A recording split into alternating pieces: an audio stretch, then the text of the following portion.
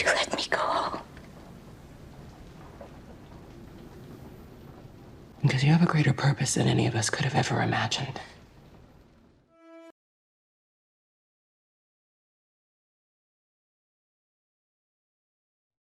Let's talk about the cold open. And Dr. Newman, you're also an epidemiologist. I presume the prospect of a viral pandemic keeps you up at night as well? No. No? No. All right, well, that's our show. No. Who came up with the idea of doing this? It was Craig. Okay. When you pitched that to him, Yeah. are you going, Well, I pitched it twice. okay. I pitched it twice.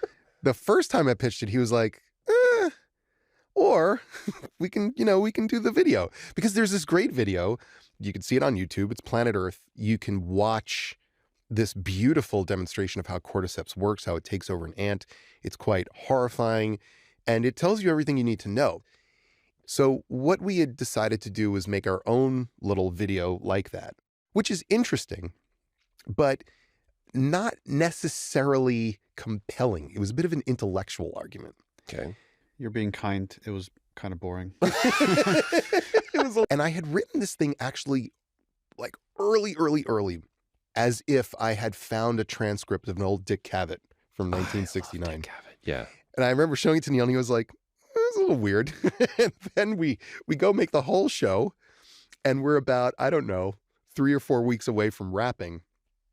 And I'm like, dude, I am not thrilled with this opening. And so I sent it to him again. And this time he was like, ooh. Seeing the final version, seeing it edited, I loved it. As a fan, it catches you off guard and already signals to you everything you think you know about this, Right. you don't know about this. Yeah. And one of the things that the opening does is place everything also within the context of a longer time span. It was important to me that this opening take place many, many decades before cordyceps comes around, because I like the idea that these things that come and get us don't just show up when we need them to because we're starting to air a television show.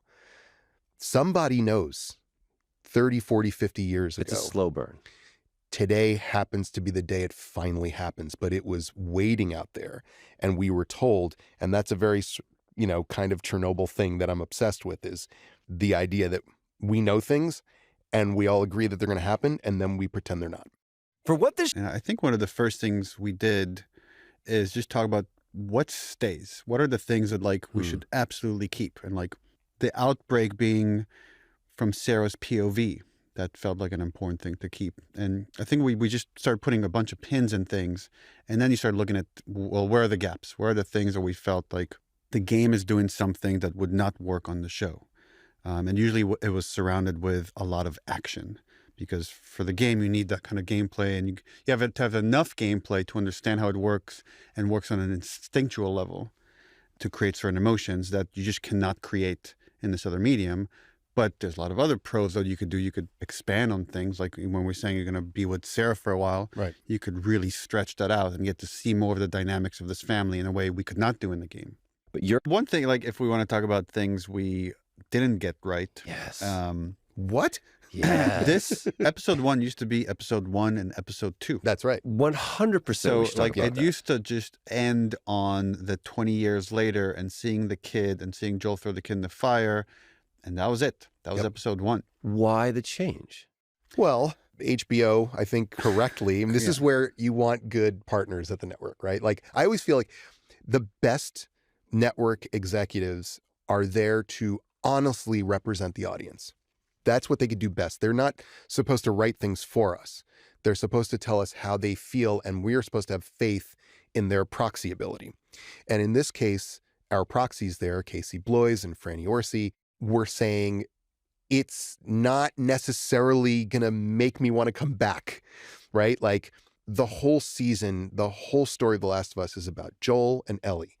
Well, if we only get a little glimpse of her at the end of episode 1 and we don't bring them together and we don't understand their journey, and it just ends with a kid dying and then another kid dying and then credits, people may just not want to come back. And it was important for them because they love the show. Right. And they were like, it will hurt all of us in our hearts if they don't want to come back. From the onset, you have different characters. Robert is different. Yep. Tess is different. Tess is different. Yep. Of course, who's played by Anna Torv. There's a hardness to her Yeah. that really, really speaks to this version. Yeah. There was one moment that we have in the I need you to take a breath.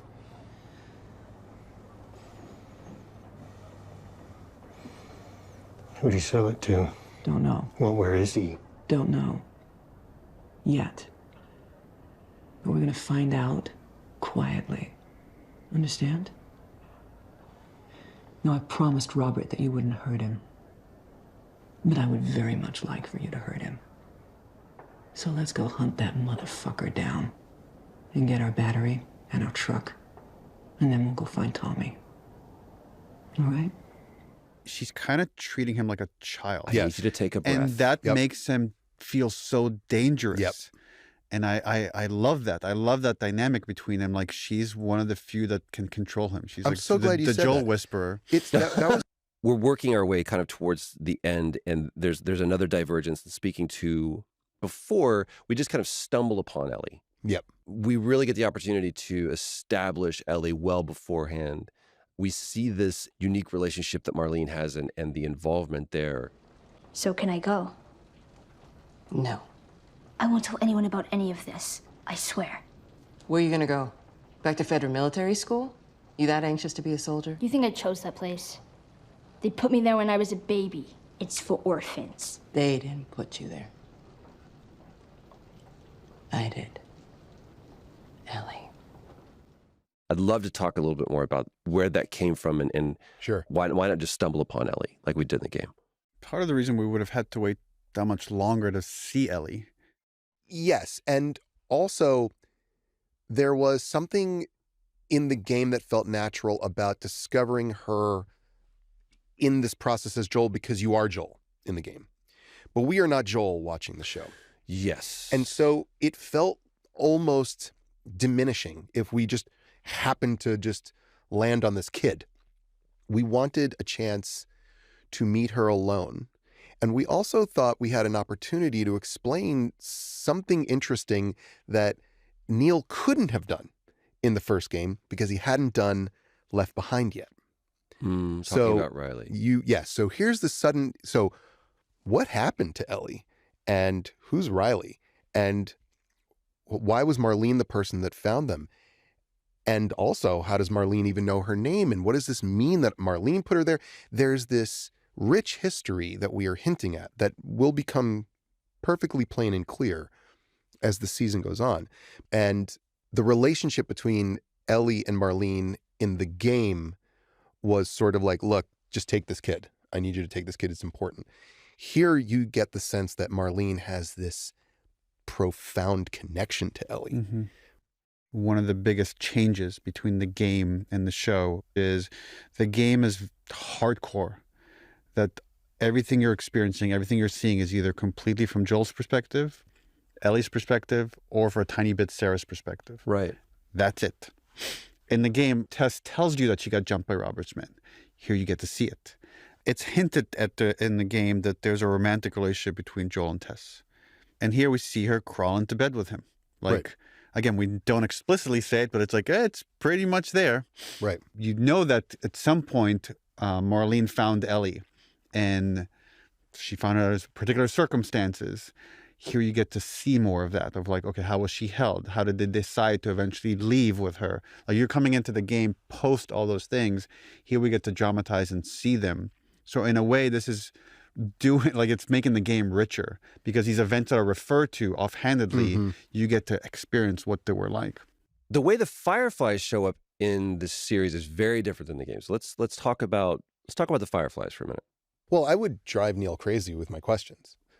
I mean, I would okay, how do you join the Fireflies? How do they know who to trust? How many are there? Where do they live? Is there one building? Is there multiple buildings? How are What they do do painting every day? graffiti inside of here if they exist outside? All of these questions, I'm constantly asking these questions. often I can refer to facts. Like, for example, we had some information of how Riley was recruited. So we could talk about that. I'm like, and then I would tell him, here are things we've talked about while making the game that never made it into the game. So this was our thinking. This was our internal logic. And here are actual facts of what we saw in the game. So whenever we could, we would lean into the facts. And then whenever there was a chance to elaborate or make something even more grounded, we would jump at that opportunity.